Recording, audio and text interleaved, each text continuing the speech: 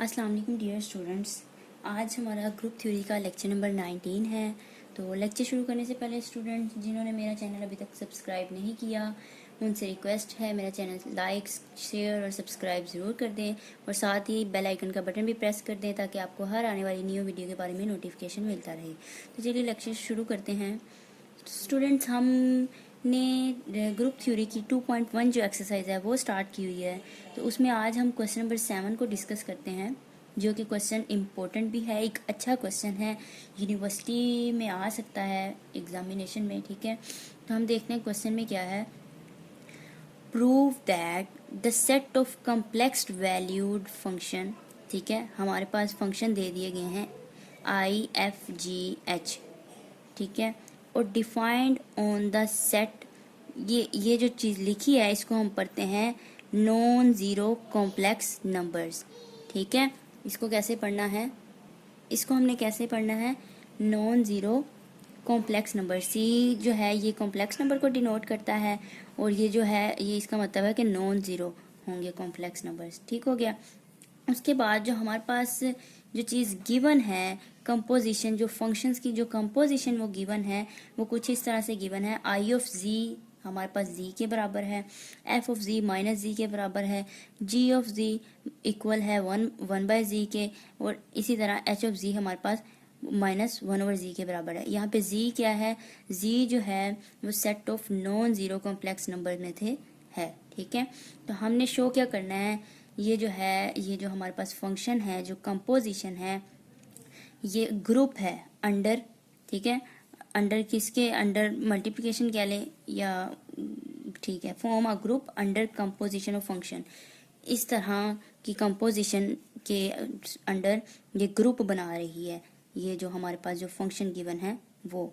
ठीक है, तो इसको पढ़ते कैसे हैं, इसको इस तरह से पढ़ते हैं जी ऑफ एफ ऑफ जी, ठीक है, ये इक्वल रहेगा, इसको इस चीज़ को इस सारी चीज़ को हम इस तरह से भी लिख सकते हैं, जी पहले लिख दिया, जी ऑफ एफ ऑफ जी इस तरह हम भी लिख सकते हैं। तो स्टूडेंट्स ये क्वेश्चन एक काफ़ी लेंथी हो जाता है, चूँकि ये अच्छा क्वेश्चन है तो इसको अगर मैं करवाती हाथ के साथ आपको, तो खुद करवाती आपको तो ये काफ़ी वीडियो लेंथी हो जानी थी। इस वजह से मैंने आप रिटन फॉर्म में है तो पहले से ही लिख लिया है, तो इस तरह आपको मैं समझाऊंगी। तो चलिए शुरू करते हैं, हम सॉल्यूशन इसका देखते हैं।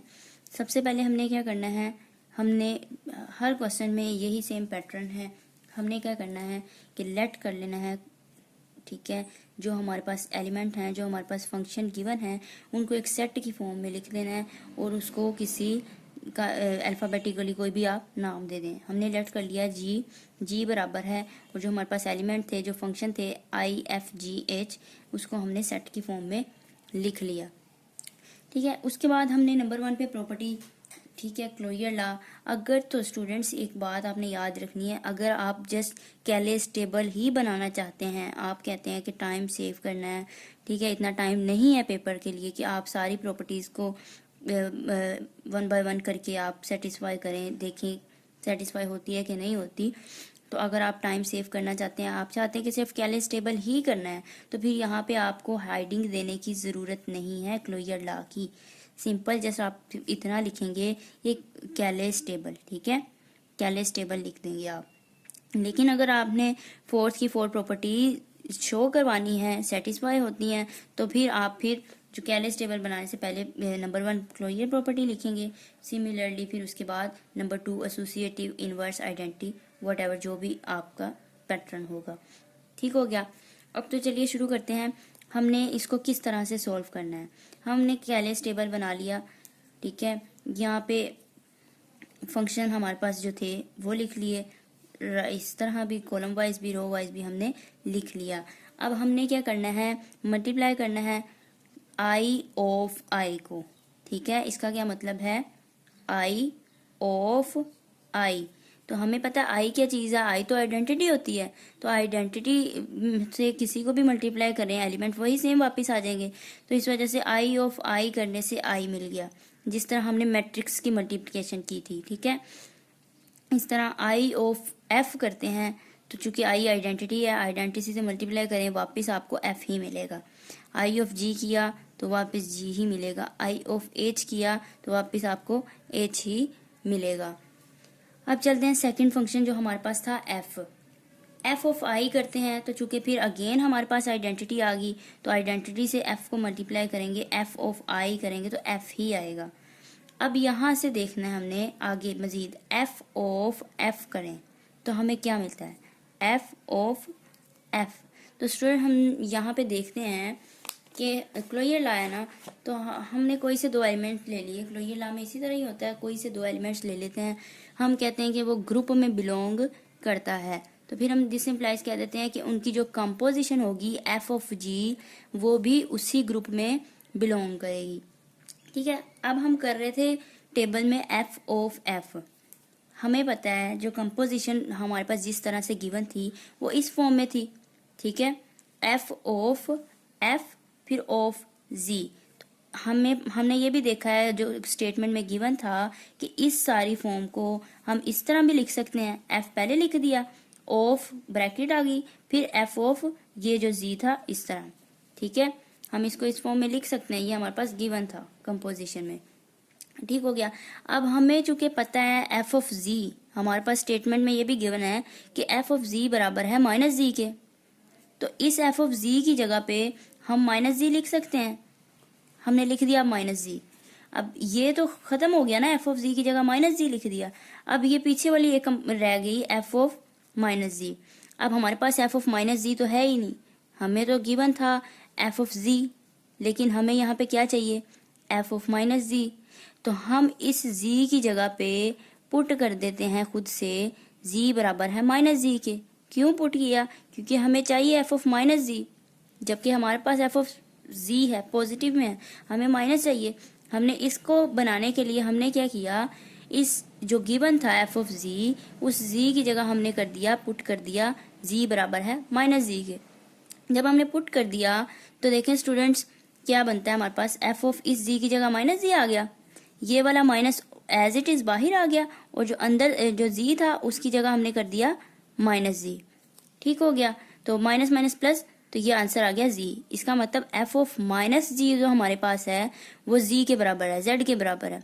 तो f of minus g z की जगह पे हमने क्या लिख दिया, यहाँ पे जेड लिख दिया, जो ये हमें हासिल हुआ था अभी। ठीक हो गया। अब हमने ये देखना है जो हमारे पास स्टेटमेंट है उसमें हमें जी कौन सी कंपोजिशन पे गिवन है। ठीक है, तो हमें पता है, हम देखते हैं यहाँ पे हमने देखा कि आई ऑफ जी जब हम करते हैं तो हमें जेड मिलता है। ठीक है, तो इसका मतलब हुआ जो ये जो जेड है इस सारे की जगह पे हम लिख सकते हैं आई ऑफ जी। ठीक है, क्योंकि हमने हमारे पास जो स्टेटमेंट है उसमें गिवन है जो जेड है वो आई ऑफ जी के बराबर है, तो इस वजह से इसकी जगह जेड की जगह पे हमने क्या लिख दिया, आई ऑफ जी लिख दिया। तो स्टूडेंट्स अब ये जी से कैंसिल हो जाएगा। ठीक है, ये एफ ऑफ एफ जो है हमारे पास फिर किसके बराबर आ गया, आई के बराबर आ गया।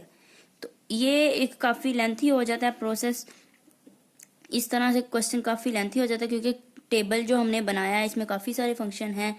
तो इस तरह देखें एफ ऑफ एफ हमारे पास आई के बराबर आ गया, तो हमने ये सारा सोल्व किया सिर्फ इसकी खातिर कि एफ ऑफ एफ, फिर हमें जाके पता चला कि एफ ऑफ एफ तो आई के बराबर है, तो इस तरह हमने यहाँ पे लिख दिया एफ ऑफ एफ जब कंपोजिशन हम करते हैं तो आई आता है। सिमिलरली आपने अब क्या करना है, एफ ऑफ जी देखना है। ठीक है, मैं एक और आपको करवा देती हूँ, बाकी आप लोग खुद भी कर सकते हैं, अगर नहीं समझ आती तो आप कमेंट करके मुझसे पूछ भी सकते हैं। अब देखें, अब बारी आती है एफ ऑफ जी की। ठीक है, अब हम यहाँ पे लिखते हैं, हमारे पास जो है हम लिखते हैं एफ ऑफ जी ऑफ जी। ठीक है, और ये इसको इस सारे को इस फॉर्म में भी लिख सकते हैं, एफ पहले लिख दिया, ऑफ जी हमने बाद में कर दिया। ठीक है, अब हमें पता है स्टेटमेंट में गिवन है जो हमारे पास जी ऑफ जी है, हमारे पास जो जी ऑफ जी है यहाँ पे वो 1/z के बराबर है। तो इस जी ऑफ जी की जगह पे मैंने क्या किया, 1/z लिख दिया। ठीक है, अब हमें पता है कि एफ ऑफ जी यहाँ पे देखें, since F of G minus G के बराबर है, लेकिन हमें जी तो नहीं चाहिए, हमें तो चाहिए एफ ऑफ 1/z। तो फिर जैसे हमने पहले किया कि z था हमारे पास गिवन, हमें -z चाहिए था, तो z की जगह हमने क्या किया, -z पुट कर दिया। सिमिलरली हम यहाँ पे भी करेंगे, हमें तो एफ ऑफ 1/z चाहिए, तो जो जबकि जो गिवन है वो एफ ऑफ z गिवन है, तो हम इस z की जगह पे पुट कर देंगे, हम खुद से पुट कर देंगे z बराबर है 1/z। क्यों पुट करेंगे, इस जैसा बनाने के लिए। तो देखिए हमने पुट कर दिया, इस z की जगह क्या आ गया 1/z, फिर इस z की जगह पे भी आ गया 1/z। तो देखिए एफ ऑफ 1/z किसके बराबर हुआ हमारे पास, -1/z के। तो अब फिर इसकी वैल्यू हमने यहाँ पे रख दी। अब यहाँ तक करने के बाद आपने ये देखना है कि हमारे पास जो क्वेश्चन की स्टेटमेंट है उसमें जो कंपोजिशन है वो ऐसी कौन सी कंपोजिशन है जिसमें हमें -1/z मिल रहा है। ठीक है, तो हम अब यहाँ पे अपनी देखते हैं स्टेटमेंट में -1/z। देखें h ऑफ z पे मिल रहा है हमें, h ऑफ z पे हमें मिल रहा है -1/z। तो इसका मतलब ये जो -1/z है, इस -1/z की जगह पे हम h ऑफ z लिख सकते हैं। ठीक है, फिर यहाँ से z से कैंसिल हो जाएगा, फिर f ऑफ g जो हमें जो कंपोजिशन चाहिए थी, f ऑफ g चाहिए थी, हम f और g को मल्टीप्लाई कर रहे थे, तो f ऑफ g फिर इस तरह से किसके बराबर रह जाता है, h के। तो हम फिर अपने टेबल में लिख देते हैं कि f ऑफ g जब हमने जब f ऑफ g किया तो हमें h मिलता है। तो स्टूडेंट्स इस तरह से आपने बाकी सारे भी टेबल बना के चेक कर लेने हैं। ठीक है, मैंने हम जब h करते हैं तो हमें g मिलता है, फिर आगे g ऑफ i करते हैं तो g मिलता है, g ऑफ f करने से h मिलता है, g ऑफ g करते हैं तो i मिलता है, और g ऑफ h करते हैं तो f मिलता है। इस तरह h के बारे में को भी आपने करके देख लेना है। तो आप इतना भी इनफ है कैलेस टेबल, और अगर आप चाहें बाकी सारे लास्ट को भी करना तो वो भी कर सकते हैं। और अगर मैं आपको अभी वो भी करवाने लग जाऊं तो वीडियो काफ़ी लेंथी हो जाएगी, तो फिर ये भी एक अच्छी बात नहीं है। तो आप कोशिश कीजिएगा, खुद से कीजिएगा। अगर नहीं समझ आती तो कमेंट सेक्शन में कमेंट करके आप मुझसे पूछ सकते हैं। अल्लाह हाफिज़।